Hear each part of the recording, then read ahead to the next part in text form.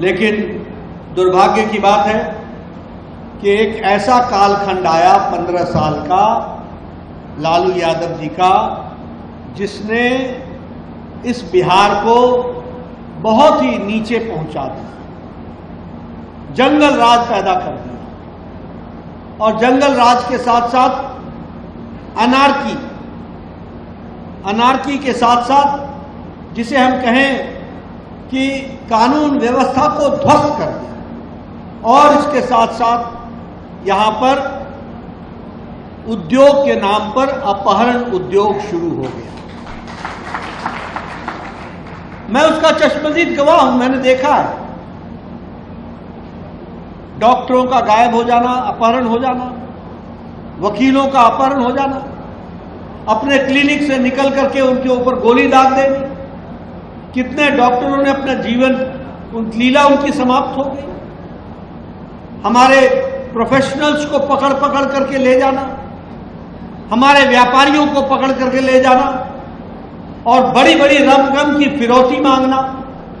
और सबसे दुर्भाग्यपूर्ण बात यह है, और सबसे दुर्भाग्यपूर्ण के साथ साथ जो सच्चाई है कि इन फिरौतियों के जो धंधा होता था, इन फिरौतियों की जो बातचीत होती थी, यह भी मुख्यमंत्री निवास में हुआ करती थी, यह भी याद है।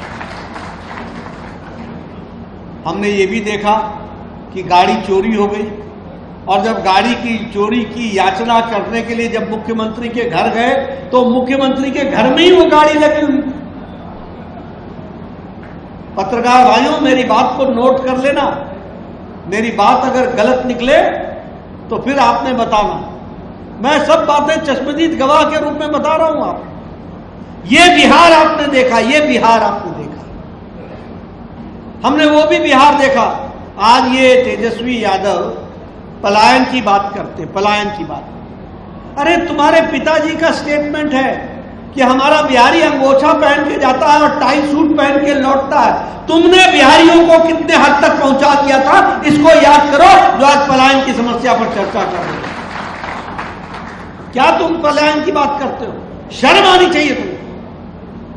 चुल्लू भर पानी में डूब मरना चाहिए।